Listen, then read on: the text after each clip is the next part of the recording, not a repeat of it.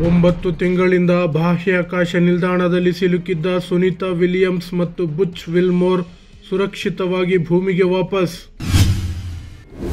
ಮಹಾಕುಂಭಮೇಳ ಕುರಿತ ಮೋದಿ ಭಾಷಣಕ್ಕೆ ಟಿಎಂಸಿ ಸಂಸದ ಡೆರಿಕ್ ಒಬ್ರೈನ್ ಆಕ್ಷೇಪ.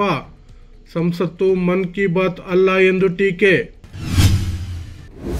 ಕಲಬುರಗಿಯಲ್ಲಿ ರೀಲ್ಸ್ಗಾಗಿ ಜನ ಗಾಬರಿ ಪಡುವಂತೆ ಕೊಲೆ ದೃಶ್ಯ ಚಿತ್ರೀಕರಣ. ಅತಿರೇಕ ವರ್ತನೆ ಮಾಡಿದ್ದ ಇಬ್ಬರ ಬಂಧನ. ಗಾಜಾ, ಲೆಬನಾನ್, ಸಿರಿಯಾ ಮೇಲೆ ಇಸ್ರೇಲ್ ಒಮ್ಮೆಲೆ ದಾಳಿ. ಸುಮಾರು 40 ಮಂದಿ ಮೃತ್ಯು. 2011ರಲ್ಲಿ ನಡೆದಿದ್ದ ದಾವೂದ್ ಇಬ್ರಾಹಿಂ ಸಹೋದರನ ಚಾಲಕನ ಹತ್ಯೆ ಪ್ರಕರಣ. ಗ್ಯಾಂಗ್ಸ್ಟರ್ ಛೋಟಾ ರಾಜನ್ ಖುಲಾಸೆ.